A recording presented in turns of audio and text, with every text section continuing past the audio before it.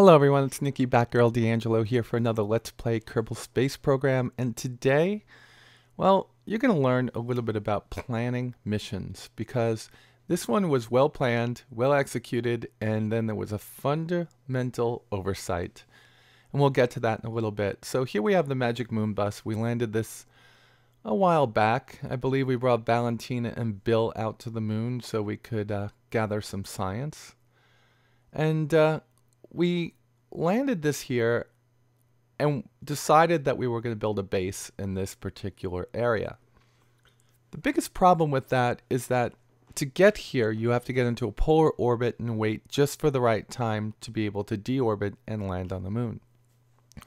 Equatorial bases offer the ease of use. You get there, you get into an equatorial orbit, and you can land whenever you want because you're orbiting around it. But with the polar orbit, when you're orbiting it, the moon is orbiting underneath you, so you have to wait for that perfect time. So we get Valentina, we get Bill over into the space station, which we brought here. And the main issue here was that we were going to take the fuel out of this and refuel the Magic Moon bus and take that home. That was the initial plan. But bringing Kerbal attachment system and Kerbal inventory system into the game before I actually knew about the changes actually messed me up. I didn't have a wrench or anything inside of the inventory for Bill or for Valentina or for Jebediah or for anybody for that fact. So we wound up having to think about this, and we were going to be bringing another piece of this station to the moon, but something started to change, and I started to say, you know what, trying to have this outpost here is going to be just too difficult. So I changed my mind, and I decided that we were going to go and we were going to bring another ship here, land, pick up the tourists that are on, inside the hitchhiker can on this ship, and we were going to just go back to Kerbin. And in the process, I made a major oversight, and you'll see that in a little bit. So here we are trying to take a look at what things that we have, and we're going to take this piece and we're going to start walking to the Magic Moon bus before I realize that it's a little far away, but that shouldn't matter. I don't have a receptacle on the other end, and I didn't bring one along with me. So this is the point that I sat here, decided, you know what, let's just plant the flag, get them back inside of the space station over here, and, well, let's just decide on what the next mission is going to be. So here's the deal. I want to have a moon base. I want to construct it and have it pretty large, right? I want to have some labs there. I want to have some resource extraction. I want to have a lot of living quarters. And I want it to be amongst many different ships. I also want to build some of it on the moon, so I want to bring parts with me and have my Kerbins construct maybe tunnels or something between the many different ships that I'm going to be landing. That's going to take a lot of work, it's going to take a lot of mods, and it's going to take a lot of time to think about. So here I am just spinning around in circles. Well, I should say here, I think this is Valentina, or it might be Bill. And we're just going to get them right over here, right onto the ladder, and inside the hitchhiker can. At least I thought we were. We'll just lower the ladder and do it the easy way. Once you get ladders, everything is easier. Oh, well, of course, you can clip right through the ladder and not be able to grab it. So we've got it now. Climbing up, put them away, and then we have one more to go and get. All right, that was simple, right? All right, so here's our flag. Here's our ship. Here's something that means nothing. All right, we're back here. So, next person. See if we can observe and take anything. Nope. Just going to fall right down. Oh, and make a butt of myself. Okay, let's get over there. Alrighty. Flying on jetpack. Slow down. And we overshot to the right. How about that? That was not better than where we were at. And we tumble for quite a bit now. Bing, bing, bing, bing, bing. Help me, I'm falling and I can't get up. It's just a mess. All right, let's get over there now. Now, the major portion of this episode is going to show us the rescue of most of the people off the surface of the moon and the reinsertion into orbit of the space station that we have here that we took down to the moon to give some, well, to give some shelter to the stranded astronauts or Kerbonauts that were on the moon. All right, so here we go. We're done. Here's the ship I put together. You've seen launches before many times. It's got a lot of fuel. It's a big deal, right? And I make a waste of most of that fuel because I do go and land this on the moon because I was going to land and let them get in here and go home. So the whole idea here was to land and just take back 4 people. Katema's flying. We take back Katema, Bill, Valentina, and the 2 tourists. Well, that was 5. Made a mistake. I didn't bring enough room for everybody. So we're going to wind up leaving Bill and Jeb flying around the moon in this type of orbit with no fuel left. And we're going to wind up taking back Valentina and Katema and the 2 tourists. So here we are, getting some well-needed science, trying to get everything taken care of. And this is what I'm talking about. You'll see having to wait and wait and wait in orbit until the moon rotates into perfect...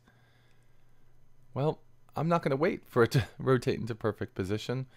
I'm going to waste more fuel, which I shouldn't have done. I should have been patient. And I'm going to change my plane.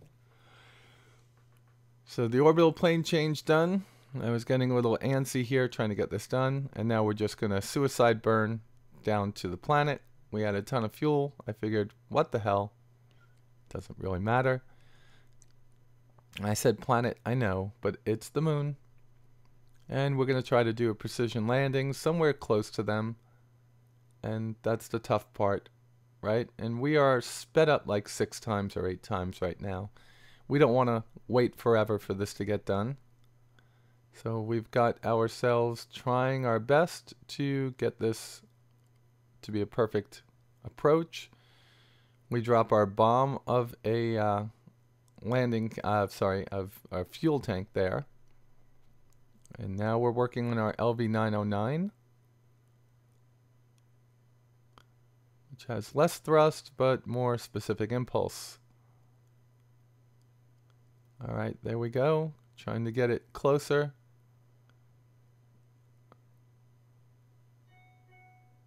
And this is where things get a little wacky. Okay? We're down. We're down really far. And look at what I find out. Right there.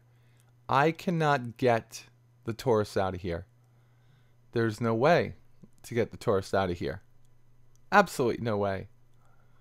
The tourists cannot EVA. What was I thinking? That was my fundamental oversight. So I say, you know what? Screw it. We're just going to rendezvous in space. So the space station goes back up. Gets rid of the 2 probes, which was kind of stupid, but I needed to get rid of the extra weight to make it into orbit with the little bit of fuel I had. And I'm going to get this one into a nice orbit and then very quickly switch to the other ship before it gets too late. And here we go, switching to the other ship and taking off. And now the rest of the episode is just my lack of skills at being able to maneuver my ship during a dock. I overshot my orbit there. I should not have gone so high. I should have come under his orbit, but he was in a quite low orbit as it was. So we're going to have MechJeb set a planar change. MechJeb's going to change the planes of orbit. That wastes more fuel. We've already done this twice. Changing your plane of orbit takes a lot of fuel. A ton of fuel. Orbital mechanics, everything goes in circles. I mean, the faster you go, the further out you go. The slower you go, the closer you are to the planet. It just makes no sense. Not when you think about the way physics work ballistically on a planet. But gravity affects everything. All right, here we go. And now the rest of this episode is just going to be the horrible ballet of trying to get these two ships together. And that becomes an issue. A big issue. So the waiting, the constant maneuvering to try to get them to have a encounter, and then trying to push that encounter to the point where we actually have a rendezvous. That was a boatload of time, and there was dinner in between that, and there was drinks in between that, and there were phone calls and kid questions and all sorts of things going on during my shooting of this episode, that it took a lot longer than it should have. So I'm not going to sit here as we spin round and round and wait for that perfect encounter. I'm going to stop here, and I'm going to cut to the chase. All right, here we are. Many minutes have gone by. We're finally getting close to our target, which is Moonbase Alpha. And I believe we're in Rescue 1. Okay, docking alignment tool, I will tell you this. It is a wonderful, wonderful, wonderful tool if you know how to use it. I didn't read the README file, and I was totally off. Let me give you a brief explanation. Do you see the yellow dot? The yellow dot tells you where you've been firing in, like where you are. So if you fire in that direction, the line will move in the opposite direction. So if I fire in that direction, the line will move to the right. If I fire in this direction to the right of the center bar, the line will move to the left. If I fire up, it will move down. If I fire down, it will move up. So that's not what I understood. So the whole idea is to get the orange dot in the center, the orange reticle, and then to get the two green crosses in the center too. Once you do that, you just push forward ever so slightly, and you can dock. And that would be simple, right? That would be the easy thing to do. But I sit here chasing it, thinking it does the opposite. Pushing to the right would move it to the right. Pushing to the left would move it to the left. And it actually started to make me a little bit go crazy until I stopped and I said, all right, let me mark down what happens when I do this. So instead of seeing all the near misses and all the, this is where I start reading, and all of the problems I had with the docking alignment tool at first, let's get to the part where we actually do make a hard dock. Now, if you look at the time in the upper left-hand corner, you'll see that much time has gone by. I read, I learned, and here we are about ready to make a hard dock. Ever so slightly, I've got everything going in the wrong direction. You see how I'm firing to the left? I've got to fire that yellow icon to the right. So this is going to be one of my failures. See? I just wanted to show you this one because it will depict what I have to do. Now I'm firing ever so slightly, or moving the retros to the right, and the green line is moving to the left. So I'm going to get that lined up, and then as long as I have that line centered, it means my momentum is centered along the pathway of the cross. So let's move it back, and I don't move it back very quickly. I haven't arrested my momentum to the left yet, and now I have a little bit of momentum down. And I'm just talking relative to the cross, relative to the docking alignment tool cross. So let's get to the part that actually does work. All right, so here we are, slowing down a little bit, or I should say speeding up a little bit, seeing the dance, and this is going to be a couple more near misses. And instead of having you see 1.5 to 2 minutes of near misses, let's just cut to the dock. So hopefully that gave you a little bit of an idea how to use the docking alignment tool. You could do the same thing with the nav ball with a couple of enhancements that they have on it. Just making sure that the velocity vector is shooting right at the target icon, and you're pointed in that direction should be the same thing. But I think the docking alignment tool, now that I know how to use it, it is a godsend, and it's a lot like what you would have inside of a ship anyway. So here we go. We're just doing ever so slight movements forward, and the whole idea here is to move it slightly forward to let the magnetic field between the two docking clamps start to pull each other towards each other. So pull the two ships towards each other.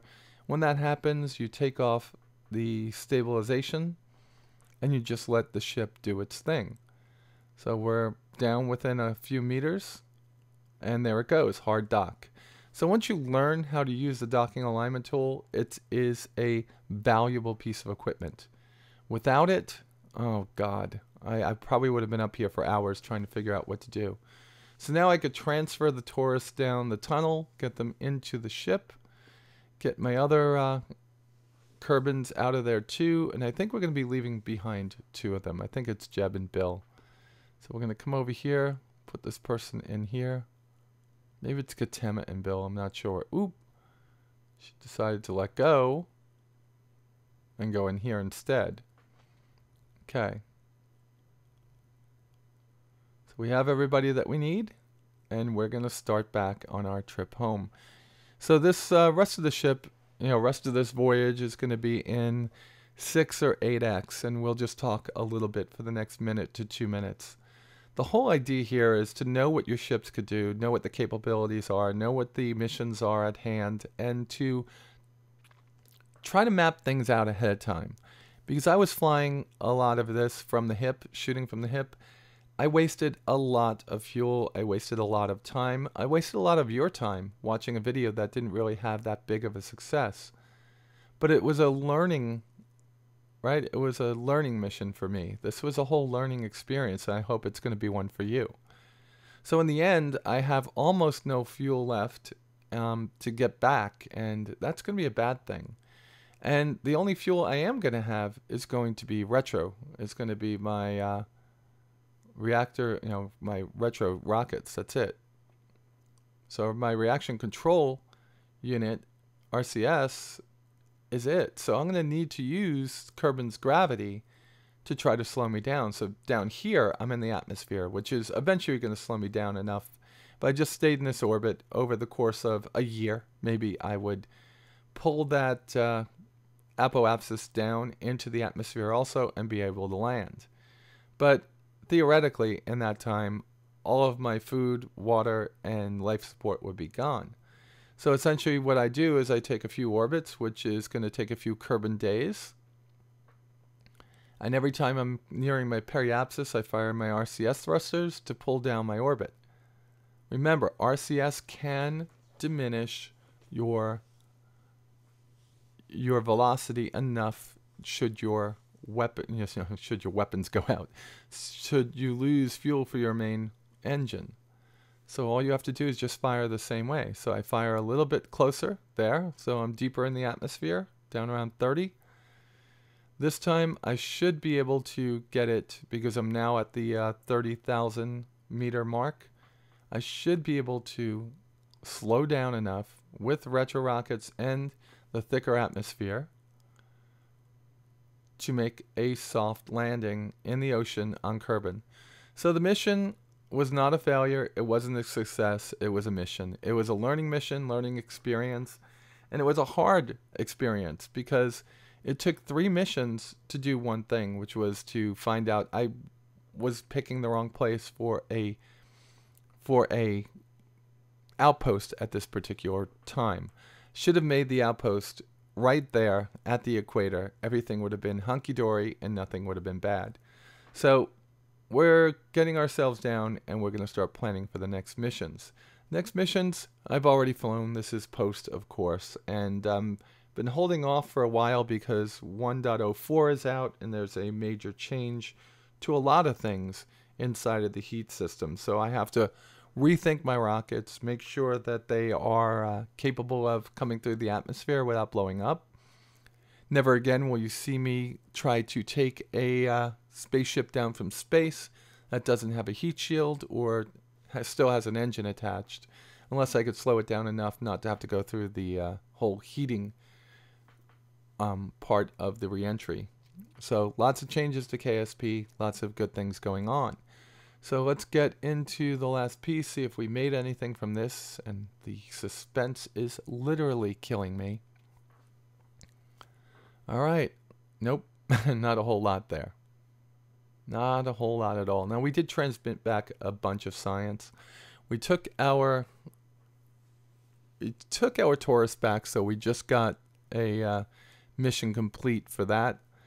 All in all, not the best mission, not the worst mission. And again, I would have done everything differently had I learned most of this stuff in the beginning. So remember, if you're going to take Kerbal Taurus with you anywhere, and that may entail some kind of EVA, just rethink that and don't do it. All right, guys, with that said, you all be safe out there, and I'll talk to you soon.